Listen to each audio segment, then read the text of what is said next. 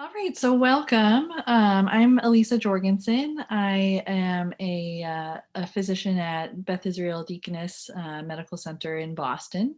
It's an affiliate with Harvard Medical School. And the topic today that we're going to be discussing is endometriosis. And this is perfect timing because it's the very end, wrapping up Endometriosis Awareness Month, which is every March. And so we're going to talk a little bit about the basics of endometriosis and go into what we know about the disease, which unfortunately is very little, and the things that we still need to discover.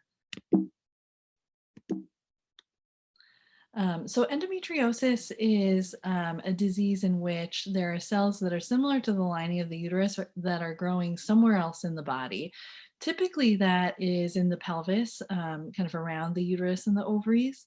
But endometriosis can occur anywhere in the abdomen, and even in rare cases in other organ systems, like it's been described in the lungs, in the brain, or even in the bodies of men in very, very rare cases.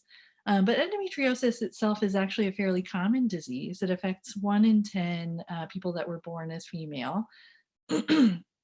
And the average time to diagnosis from when people kind of first say, something's wrong, I think I need further workup with my doctor, to when they actually get the diagnosis is about 7 years. So very, very long. And I think that reflects some of the issues that some patients have in finding providers that really welcome discussions about pelvic pain and really have a passion for taking care of patients with pelvic pain.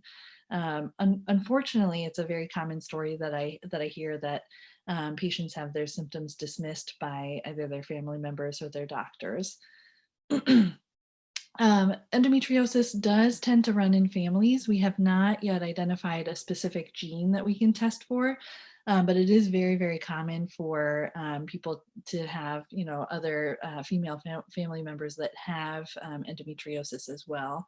And that also can impact the workup. If people are told that the women of their family always have very painful periods, and missing school is not seen as something that's a cause for concern early on, it can kind of delay the official diagnosis of endometriosis and treatment. Endometriosis used to be thought of as a white women's disease, but we have done some research that shows that it really impacts all races equally. Historically, white wealthy women had more access to things like laparoscopic surgery, which just gave them more likelihood of being diagnosed with endometriosis. And then we do know that endometriosis research is very, very limited. We still, and I'll get into this later, still really don't know what causes endometriosis, what the optimal treatment for endometriosis is. We still don't know kind of the optimal surgical treatment because a lot of the surgical studies that we have are only looking at time points at like 6 months or a year. And then also there is a great need for research in non-hormonal treatments for endometriosis with the hopeful goal of causing cure of the disease instead of just masking of the symptoms. And then unfortunately, because there are these huge gaps in our knowledge of endometriosis, it's not all that well taught in medical or nursing school, or even in OBGYN residency.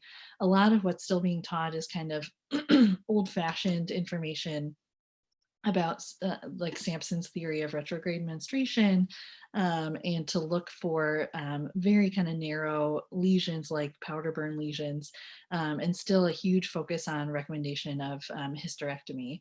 And so that's an area of improvement. Even the people that are supposed to be taking care of endometriosis might not have kind of up to the date knowledge. So it makes it very, very difficult for patients to navigate this system for this potentially very debilitating disease. So common symptoms of endometriosis. So the biggest one is pain. There have been cases of endometriosis in patients that don't report pain, but it's very, very uncommon.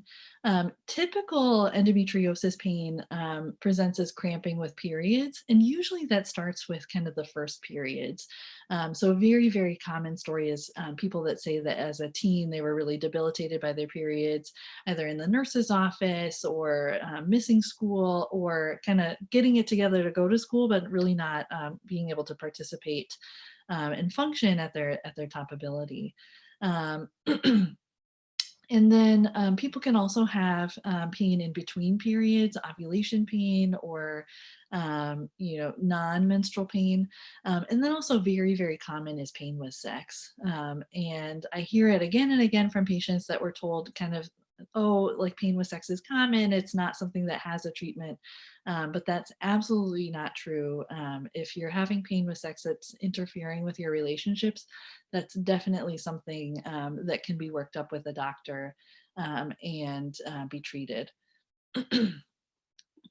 Endometriosis can cause infertility, but doesn't definitely cause infertility. So if you have a diagnosis of endometriosis, it doesn't mean that your chances of getting pregnant spontaneously on your own are totally over. It just means that you have a couple of different factors that could make it harder to become pregnant. If you have endometriosis that causes scarring of like the ovaries or the fallopian tubes, that can impact the ability for the egg to get into the right spot in order to become pregnant. And then endometriosis can also cause like large cysts on the ovaries called endometriomas, and then also cause inflammation and changes to signaling that are necessary for a normal, implantation and pregnancy to occur.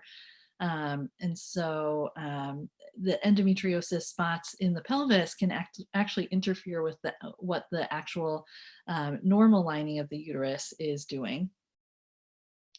Um, Endometriosis doesn't necessarily result in heavy periods. If endometriosis is limited to just lesions in the pelvis and not affecting the uterus, a patient with endometriosis may not have any kind of abnormalities to the amount of flow that they experience. But if endometriosis is affecting the muscle wall of the uterus, which is called adenomyosis, that's a subtype of endometriosis that can cause people to have very heavy flow with pain and cramping associated with it. And then as endometriosis starts to affect some of the surrounding organs, it can cause pain and dysfunction in other organ systems.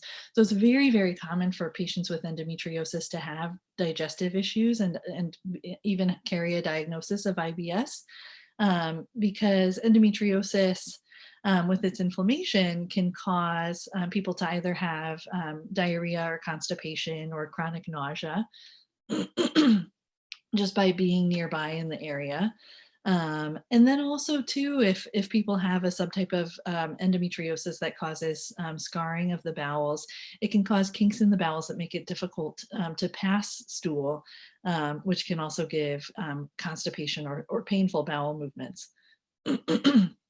Likewise, if endometriosis is affecting the bladder or growing onto the ureters or the kidneys, it can give people urinary issues, either dysfunction of these organs or also very common is pain with a full bladder caused by inflammation of the bladder wall.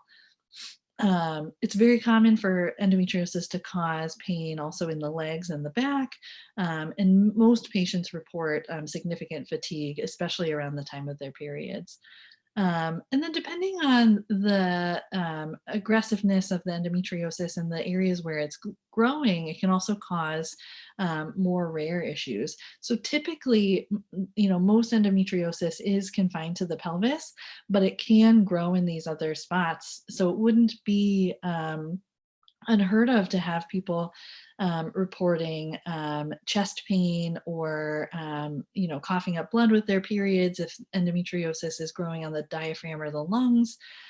In patients with prior surgery, or it can happen spontaneously in the belly button. People can have an endometrioma or a cyst of endometriosis in an old incision or in the belly button that can be painful or cause bloody discharge with the periods. And then if endometriosis is growing on and invading the bowel, the bladder, the kidneys, or the diaphragm, or really any other organ, it can cause these organs to fail. So again, most patients with endometriosis don't have these more severe issues, but if you are having these severe issues, it could all be related.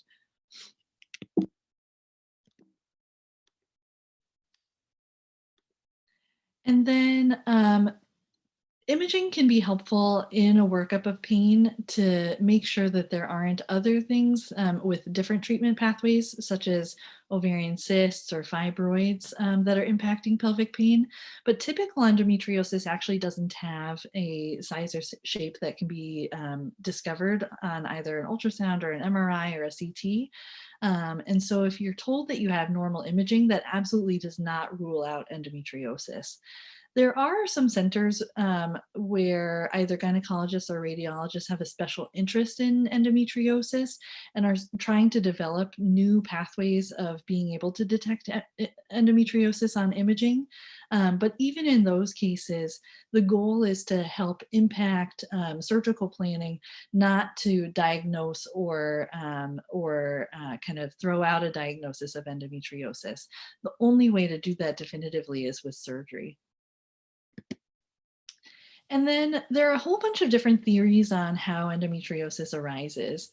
And frankly, we just don't have the research to say that one of these theories emerges as the front runner. And probably that's also reflective of the fact that there are probably multiple components to how endometriosis arises. We used to really put all of our eggs in the basket of retrograde menstruation. That's the theory that people have their period every month and a little bit spills backwards out of the tubes. And that's kind of what sets up into endometriosis. And that was kind of proposed by some of the first gynecologic surgeons in the early turn of the 1800s to 1900s, and not really backed up with a whole lot of laboratory science. It's just that kind of when they went in and they saw that there was a pool of blood, they said, oh, it's probably this retrograde menstruation, and that's what caused all this endometriosis. But we know that actually most women have endometriosis or have retrograde menstruation, but only 10% have endometriosis. What could kind of serve as a bridge between that theory and what might actually be occurring is that there are some stem cells in the lining of the uterus, the endometrium, that can turn into endometriosis. And so that may serve as a partial pathway for how some endometriosis may get established. And also how endometriosis may recur if it's not medically managed after surgery. Um, but certainly the retrograde menstruation theory doesn't support what we see in a lot of patients where really the first periods are very, very painful. It's not something that necessarily develops over time with many patients where they're really having pain and symptoms from the very beginning or even kind of before the periods fully start. Another theory is mullerianosis, or the idea that endometriosis is present from birth. And the thought behind this is that as the organs form in your body as a fetus, they travel from the middle of the body into the pelvis. And as that process is happening in development, in a subset of patients, a streak of reproductive type tissue is left behind, which as people go through puberty flourishes and then turns into endometriosis. And that's backed up a little bit. Kind of the one bit of evidence that we have to support that is that there was a study in 2012, I believe, looking at fetal autopsies, and about 10% of female fetuses, it was found that there were these cells that are similar to the lining of the uterus, which in theory could kind of turn into endometriosis. So that matches kind of the incidence that we see endometriosis, and could be a possible explanation. And if that theory is a large part of what's true, that really supports the more current belief among endometriosis surgery experts that excision gives people a more lasting cure to their endometriosis. Because if this is a process that was kind of set up from birth, and then by surgically removing it, you should get a more permanent cure. Um, and then thinking about it almost the way we think about cancer, the way that we treat most cancers is that surgically we go in and remove all of the visible disease and then treat microscopic spots that either couldn't be seen at the time of surgery or that develop as time goes on. In cancer, those are called metastases. But the idea is to keep those under control with medicines. And that's kind of what a lot of endometriosis experts are proposing as a theory, that really the cornerstone to treatment is surgical removal of the bulk of the disease, and then keeping anything microscopic or anything new from developing with medications.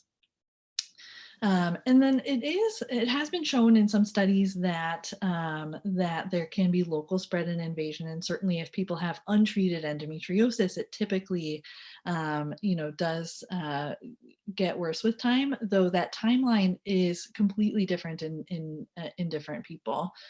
And then definitely it seems like the immune system is playing a role, both either through an autoimmune process or inflammatory changes.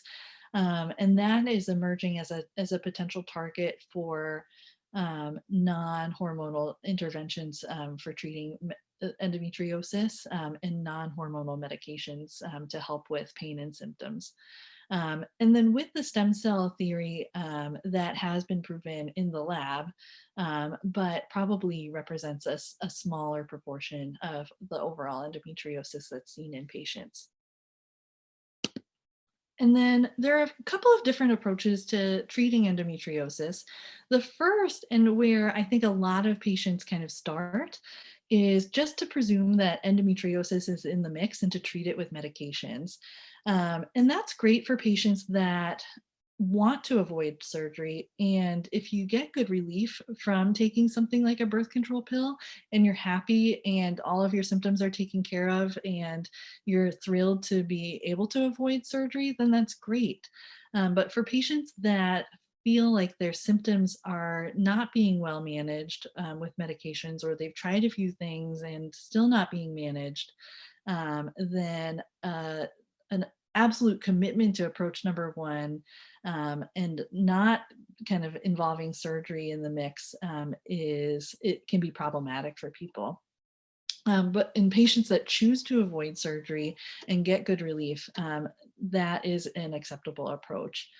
The second approach is to perform laparoscopic surgery to directly see the endometriosis and then send samples to pathology for the definitive diagnosis. Research has been shown that visual diagnosis alone of endometriosis is wrong about 53% of the time. And so that pathology component is very, very important.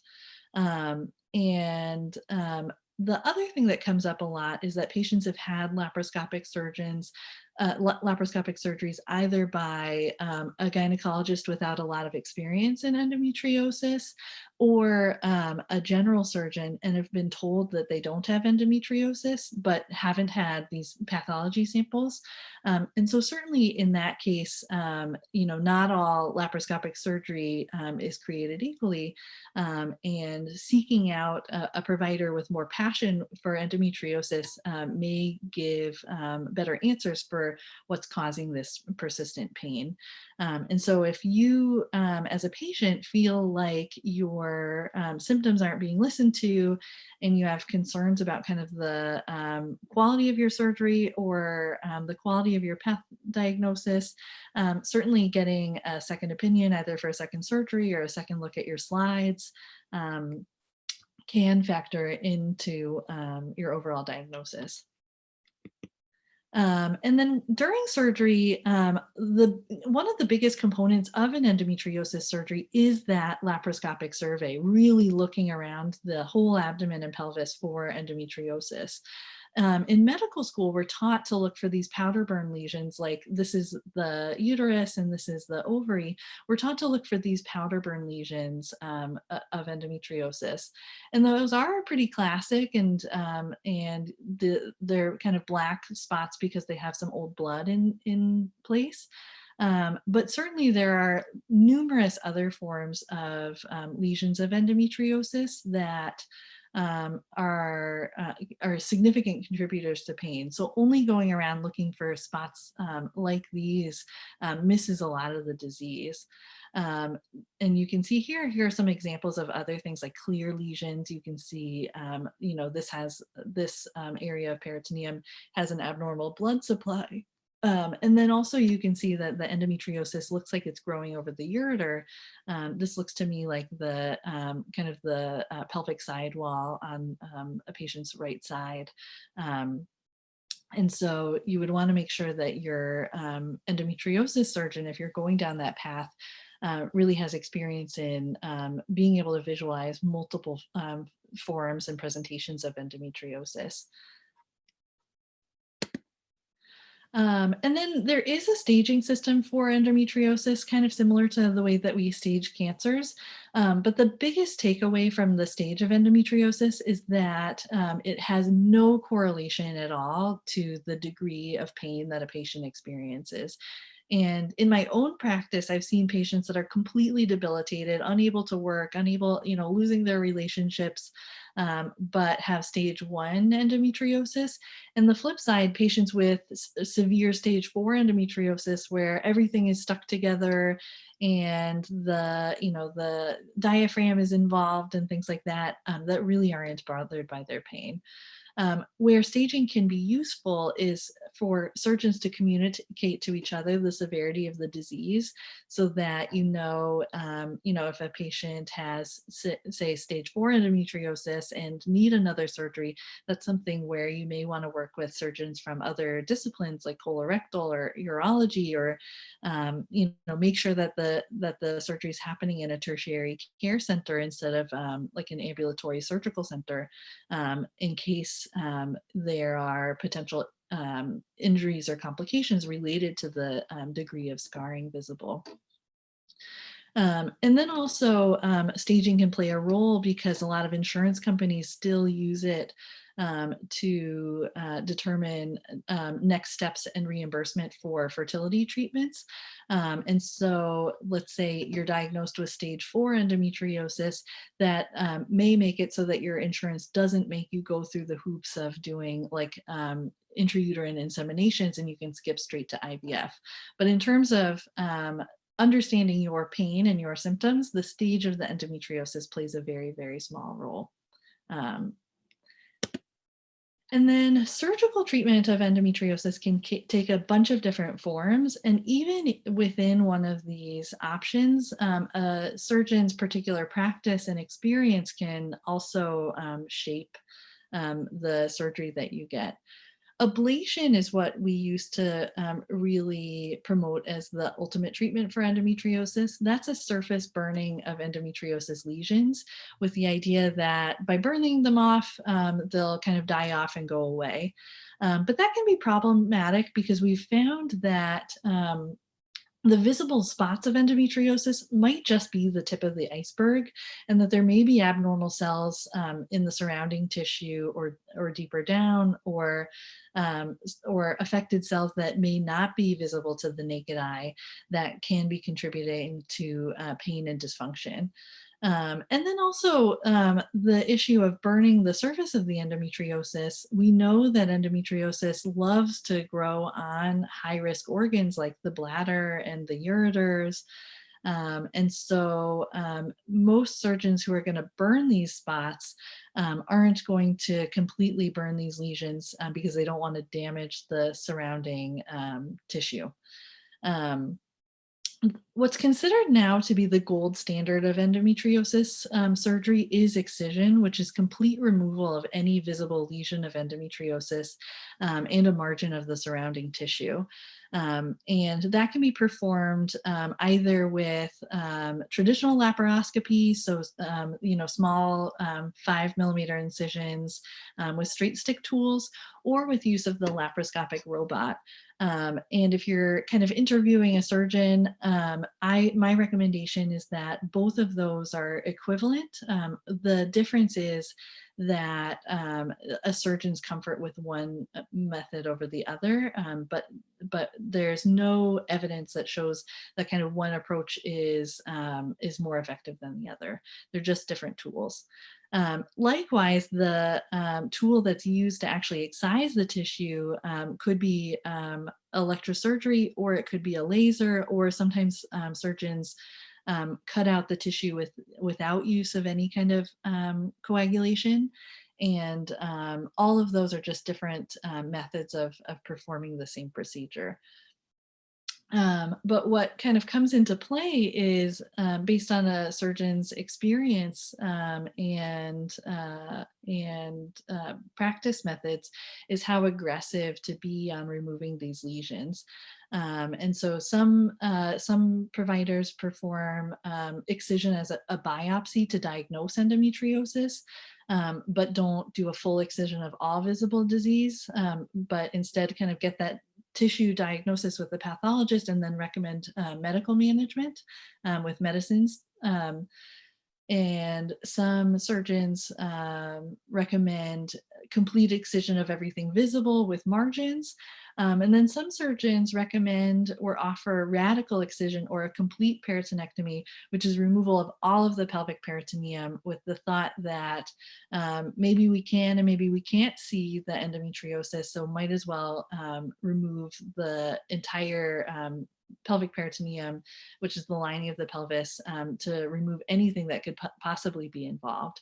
The downside to this approach is that by removing all of that tissue over these sensitive organs, it has potential for increased risk of injury and complication at surgery. And so really, if you're going down the path of surgical treatment of endometriosis, it's worth having discussion with your surgeon so that you can make sure that you're on the same page as them, and that you're having the kind of tissue removed that you want to have removed, and that you're comfortable with the plan going forward. And then oftentimes I hear patients that are told that, oh, you're going to have a hysterectomy by age 30 or something like that. And we've really, with more information, have moved away from that recommendation. Endometriosis is one of the only diseases where, in order to treat it, people recommend removing a completely different organ. So endometriosis really is these spots of cells that are similar to the lining of the uterus, but definitely different tissue, where removing the uterus may make pain feel better if there is pain coming from the uterus, but is not going to treat or reverse the endometriosis that's in the pelvis somewhere else. And that was really promoted as a therapy for endometriosis when we really put so much stock into the retrograde menstruation theory, that we thought that if we remove the uterus, it's going to prevent any new tissue from falling out and setting up as endometriosis. But we have shown time and time again that endometriosis can certainly continue to develop after the uterus has been removed. Likewise, we used to recommend that the ovaries get removed as definitive treatment, definitive hormonal treatment, that if we take away the source of estrogen, then you can't form new endometriosis, or the endometriosis that is there will just kind of dry up and die off. And again, that is shown to be false. And we've actually found that endometriosis, it can make its own hormones. So it produces enzymes that can convert precursors into estrogen. So even removing the ovaries doesn't treat the endometriosis that is already there in the pelvis. But the where these can be helpful is if people have endometriosis that are growing on or in these organs, just removing them will remove another source of endometriosis, which can help with pain. So let's say you have adenomyosis, which is where and the lining of the uterus is growing into the muscle wall of the uterus. Removing the uterus may make you feel better. And flip side is that if you have severe adenomyosis, removing pelvic endometriosis might not cure your whole disease. And you may have to have that endometriosis in the uterus medically managed if you're looking to preserve your fertility. And then likewise, if your cysts are prone to making endometriosis, endometriomas, or there's endometriosis on them, or they're involved in a big tangle of scar tissue, you may feel better in having them removed, but certainly it doesn't cure your endometriosis. And then if you're looking to form a relationship with an endometriosis surgeon, the number one bit of advice I have is just make sure that you are establishing care with someone that you trust, that you feel like you can open up to about your symptoms, that you feel like they're taking you seriously. And I hate to say it, but I hear this a lot, but just finding a provider that you feel like believes you and understands your walk in life. Um, that's kind of the biggest hurdle to get over. And if you think about it, if you're thinking about going down the path of endometriosis surgery, you want to be really confident that the person taking care of you while you're asleep, kind of knows your goals in mind and your feelings on how aggressive to be and what your expectations are after surgery. Because as we looked at in a lot of the slides before, there is some nuance to the treatment of endometriosis. And so you want to make sure that you're on the same page as the surgeon taking care of you. But some good questions to keep in mind as you're interviewing people that I would suggest is first just asking someone's experience with endometriosis care, because OBGYN training is very, very broad. And just because someone's a gynecologic surgeon might not necessarily mean that they have a lot of experience in taking care of endometriosis. And in someone that is going to be a good match for you for endometriosis surgery, they should be able to kind of have a great discussion with you about their passion for pelvic pain and taking care of patients with endometriosis. I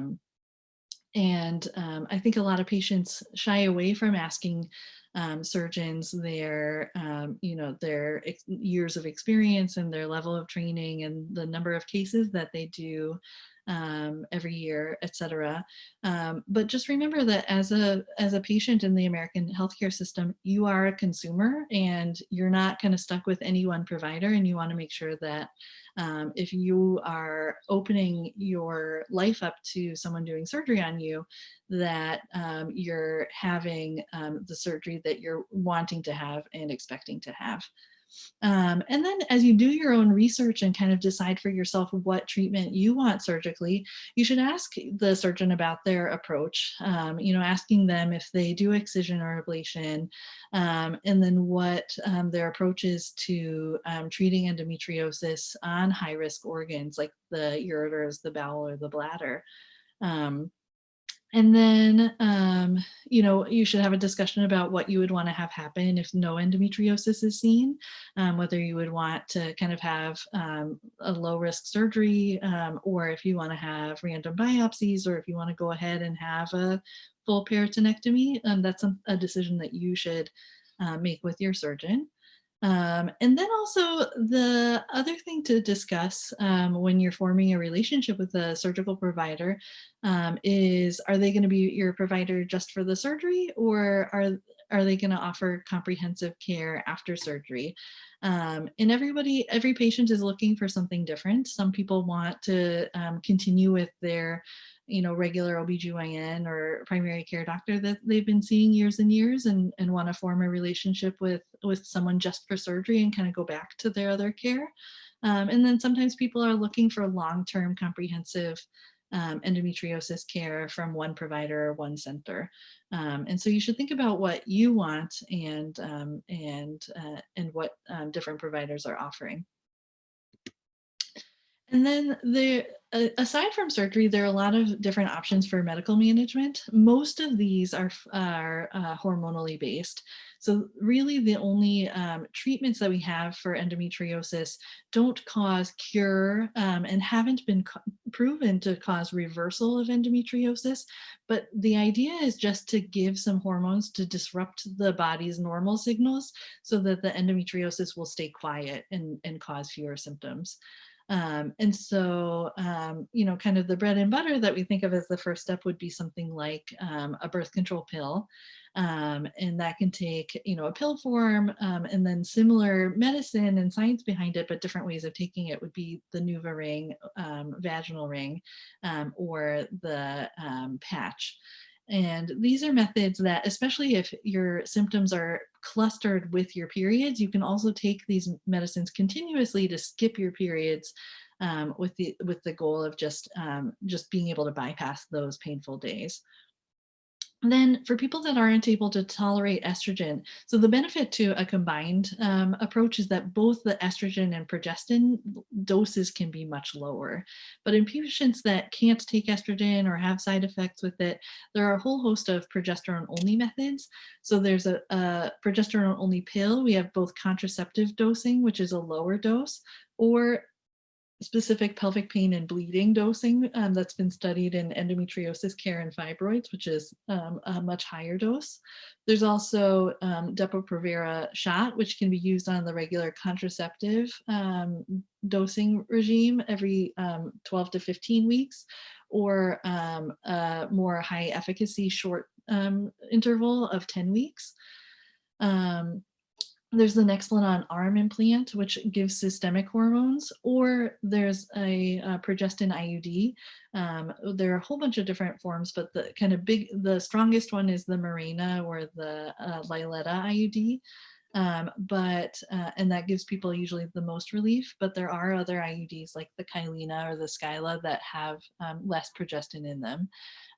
The one difference between the IUD from all of the others is that in patients that don't tolerate hormones, systemic hormones because of mood symptoms, or they have some kind of other medical condition that makes it so that they are not recommended to take systemic hormones, the IUD is unique in that it has hormones to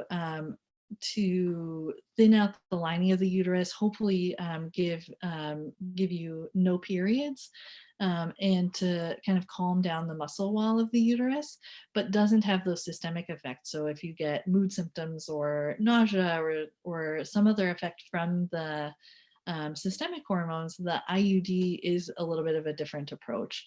That said, it's not going to keep you from ovulating in most cases or control endometriosis that's far outside the uterus, but it's a nice option, or can be used in combination with some of these other medications to give people relief. Another class of medicines are the GnRH agonists or antagonists, like Lupron, or its newer cousin, Orlissa. These are medications with the goal of kind of putting your body into menopause, taking away the estrogen and progesterone, with the idea that it can make the endometriosis lesions go quiet. But there are significant downsides. They've been shown to cause bone loss in patients, so aren't recommended for long-term use unless kind of no other alternative has been found to be effective. And also patients report bothersome symptoms, just menopausal symptoms, and they can have lingering effects even after the medication has been stopped. And so definitely in my own practice, and I can't speak for all endometriosis providers, as an endometriosis surgeon, I certainly find that the risks of endometriosis focused surgery are much lower than using these medications. And so typically, I would recommend trying surgery before one of these medications, unless the patient strongly desires to try them as an alternative to surgery for personal beliefs. Um, and then another option of medical management are aromatase inhibitors. So those shunt your hormone pathway from a predominantly female estrogen pathway, like an estrogen-based pathway, into a more male hormone pathway. So kind of converting estrogen into testosterone. Um, that they can be very effective for treatment of endometriosis, but the downside is that they can have some viralizing effects, so causing either hair growth or lowering of the voice, etc. That some patients, and those effects can be permanent, and so many patients say that they're not interested in even trying kind of a medication that might have those effects. But I have found in many of my trans patients that are they may kind of get almost like a dual effect if they're looking for more virilization. The aromatase inhibitors can be a nice option to both treat gender dysphoria as well as endometriosis. So there's something different for everybody. And some patients try a lot of different things and never find something that's a fit. But what's available now does take a lot of trial and error. And hopefully there are a lot of kind of projects in the works to come up with non-hormonal treatments for endometriosis, both to control symptoms, which is what all of these medications are targeted as too, but taking on a new role of causing reversal of endometriosis lesions, which none of these have been proven to do. And then, everybody's a little bit different in how aggressive they want to be in treating their endometriosis. Certainly, if you're not treating your endometriosis and it is impacting your life, you may have a loss of productivity, either difficulty finishing school, maybe you're not getting the promotions or the training that you would have if you felt well. And then maybe not being able to accomplish as much in your job or in your life if you were compared to if you were feeling well every day. And then endometriosis and chronic pain can play a role in people's relationships and their own mental health. Um, and then if endometriosis is left kind of untreated and unmanaged, by having that chronic pain established there, that it does damage to the nerves and muscles in the pelvis, and so it can cause pelvic floor disorders like pelvic floor hypertonicity. And then it can also cause your brain to respond differently to pain signals, where when you are in chronic pain all the time, it lowers the threshold for your brain to respond to a pain signal. And so something that might not be as painful to someone else, to someone who is in chronic pain for so long, they're hypersensitized to respond with pain. And that's called central sensitization. And that can be very difficult to reverse the effects of. And then in rare cases, but in very meaningful, cases for people, unchecked endometriosis can lead to damage to the bowels, to the ureters, to the kidneys, and so certainly, not having your endometriosis fully treated in these kind of more severe cases can lead to permanent organ damage. And then, so that's kind of endometriosis in a nutshell. Everybody's a little bit different in how they want to approach endometriosis, how aggressive they want to be, and the timeline that they may want to try different strategies, either medicines or surgery. Um, our approach, we have a Center for Endometriosis and Complex Pelvic Pain at Beth Israel, and we offer a whole range of different interventions that can be a complement to past treatments that you've had, We see brand new patients that are just beginning to explore, a possible diagnosis of endometriosis, and kind of everything in between. We certainly do offer a full range of surgical treatments for endometriosis, and that can be either things that preserve your fertility for the future, or we do also offer hysterectomy and oophorectomy, which is removal of the uterus and the ovaries for patients that desire it and are done having children. Um, and then we also, in complex cases, do have wonderful colleagues that we work with all the time. If patients have endometriosis outside the pelvis that needs to be addressed, with our colleagues in general surgery, colorectal surgery, urology, and thoracic surgery, kind of depending on where complex endometriosis might be located. In patients that are looking to avoid surgery, we also have non-surgical treatments, or patients that have had a whole lot of surgery in the past that are looking for other types of interventions. And we can talk about medical management with hormones. And then we also have treatment of other uh, disorders that go along with endometriosis, like pelvic floor disorder. We have wonderful pelvic floor physical therapists. Um, and then depending on what else might be affecting you with your endometriosis, let's say you're having pain with intercourse or other sexual difficulties. We work very closely with the Center for Intimate Health and Wellness at Beth Israel and the urogynecology department. We have several providers in the gastroenterology department with a dedicated interest in women's health and chronic pelvic pain, and they're actually starting a fellowship for women's health gastroenterology over the next few years, and have a lot of experience with endometriosis patients. We have diagnostic radiologists and interventional radiologists with a focus and passion for endometriosis. We're offering a new procedure now for cryoablation of abdominal wall lesions in patients that have had counseling where they find that surgical excision of these lesions might be involve more reconstruction than they want to bring on, and are looking for non-surgical treatments. And we have specialized pathologists giving good quality reads on surgical samples that are taken for proper diagnosis. And then we also work with a wonderful pain management specialist that specializes in chronic pelvic pain, that offers both treatment for central pain, so that central sensitization, which is usually medication based, as well as neuropathic pain, which is usually based in procedures such as nerve blocks to help treat the pain and damage that endometriosis has done in patients over the years.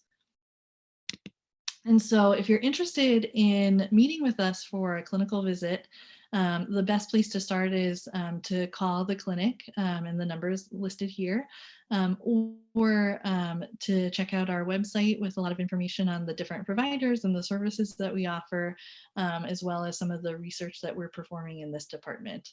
And we're happy to see people kind of in all walks of their endometriosis exploration, from the very first thoughts of, could I have this disease, all the way to, I've had 10 surgeries before and I'm still having pain. What do I do next?